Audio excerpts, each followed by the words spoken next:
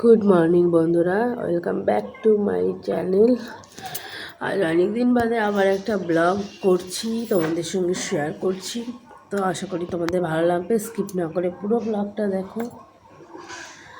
এখন বাজে সকাল 6:30, ঘুম ভেঙেছে 5:30, আর এই বিছানা ছেড়ে উঠতে উঠতে এখন 6:30 বাজে।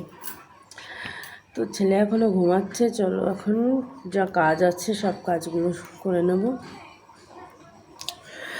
এখনও ঘুম পাচ্ছে, জানো তো, এখনও ঘুম পাচ্ছে। তো এখন আর ঘুমালে হবে না, এখন কাজ করতে হবে। ছেলে ঘুম থেকে ওঠার আগে মোটামুটি যা কাজ আছে সব করে নিতে হবে। তো চলো তাহলে এক এক করে সব কাজগুলো করতে থাকি, আর তোমরা আমার সঙ্গে থাকো, স্কিপ না করে পুরো ব্লগটা দেখো। আশা করি তোমাদের খুব ভালো লাগবে। ভালো লাগলে একটা লাইক করো, কমেন্ট করো, আর অবশ্যই চ্যানেলটা সাবস্ক্রাইব করে দিও। তো চলো এবার কাজগুলো শুরু করি। দেখো, সবার প্রথমে আমি বাসি ঘর ঝাড় দিয়ে নিচ্ছি। তো ঘর ঝাড় দেওয়া হয়ে গেলে এরপর উঠোন ঝাড় দেব। তো বন্ধুরা, সকালে সব কাজ বাজ মোটামুটি হয়ে গেছে। এখন আমি ব্রাশ করছি। তো ব্রাশ করে একটু চা বসাবো। আর ব্রাশ করতে করতে তোমাদেরকে একটা জিনিস দেখাই। এই যে জায়গাটা দেখতে পাচ্ছ, এই যে আমার বাড়ির এই সাইডটা, এই যে পাটকাঠি দিয়ে বেড়া দেওয়া আছে, এই কোণাটা, এই জায়গাটা আগে প্রচুর পরিমাণে ঘাস ছিল। তো বাবা ঘাসগুলো পরিষ্কার করে দিয়েছে। তারপরে কিছু একটা গাছ এখান দিয়ে উঠছে, দেখো। তো আমরা বুঝতে পারছিলাম না প্রথমে এটা কি গাছ উঠছে। তো ভাবছিলাম বাবা কিছু বুনেছে। তো বাবার কাছ থেকে জানতে পারলাম যে না, বাবা কিছু বোনেনি। তো প্রথমে তো বুঝতেই পারছি না কি হচ্ছে এখানে কি।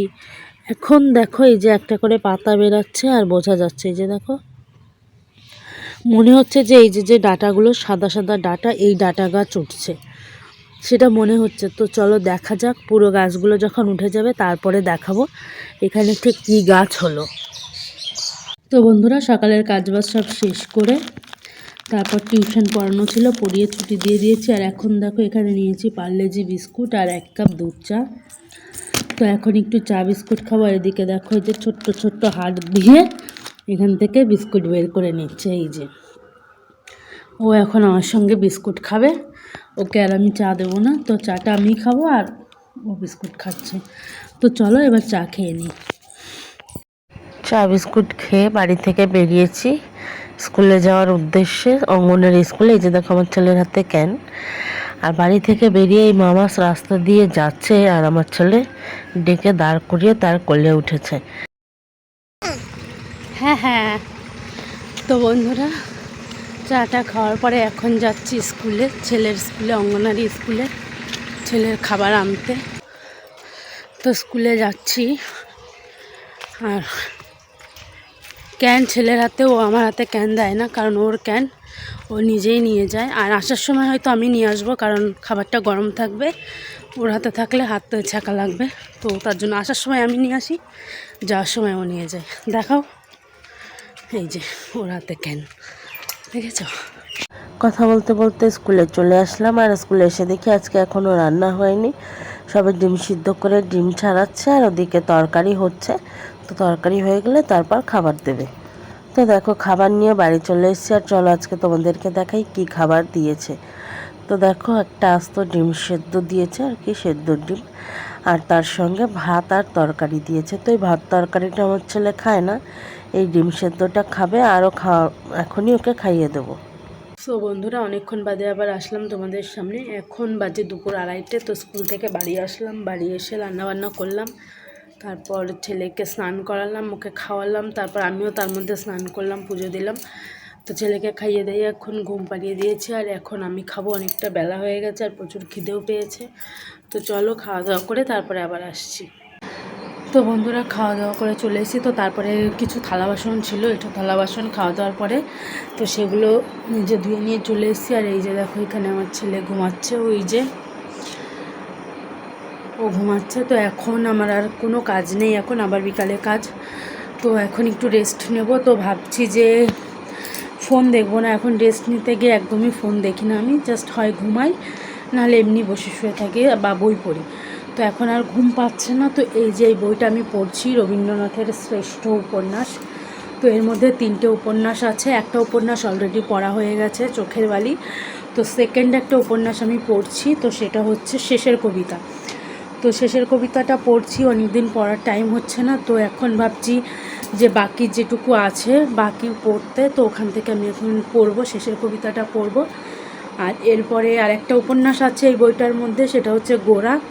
তো ইচ্ছা আছে শেষের কবিতাটা পড়া হয়ে গেলে গোরাটাও পড়বো।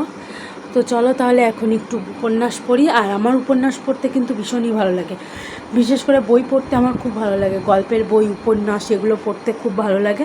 তো চলো তাহলে এখন একটু উপন্যাস পড়ি, তারপরে আবার বিকালবেলায় তোমাদের সঙ্গে দেখা হচ্ছে। তো বন্ধুরা এখন বাজে 6:45, আর আমরা এই কিছুক্ষণ হলো ঘুম থেকে উঠলাম, মানে ওই 5:30 নাগাদ ঘুম থেকে উঠেছি। মানে আমি আর ছেলে দুজনেই ঘুমিয়ে পড়েছিলাম, 5:30 নাগাদ উঠলাম। তো ওকে রেডি করে দিলাম, দিয়ে পাশের বাড়ির একটা দিদি ওকে নিয়ে গেল। তারপর আমি একটু ফ্রেশ হয়ে নিলাম, বাইরে কিছু জামা কাপড় ছিল সেগুলো নিয়ে আসলাম। তো এখন যাচ্ছি ছেলেকে আনতে। তো যেহেতু প্রায় সন্ধ্যা হয়ে গেছে, ঘরে লাইটটা জ্বালানো থাকবে, তো এখন যাচ্ছি।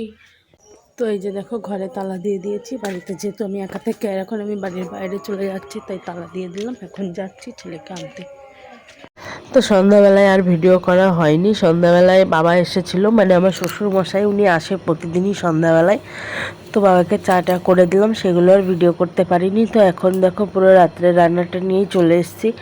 তো আজ রাতে রান্না হচ্ছে আলু, পটল আর গাজর দিয়ে একটা সিম্পল সবজি, এটা নিরামিষে হবে। আর এর সঙ্গে একটু রুটি করব। তো আজকে ডিনার এটাই হবে।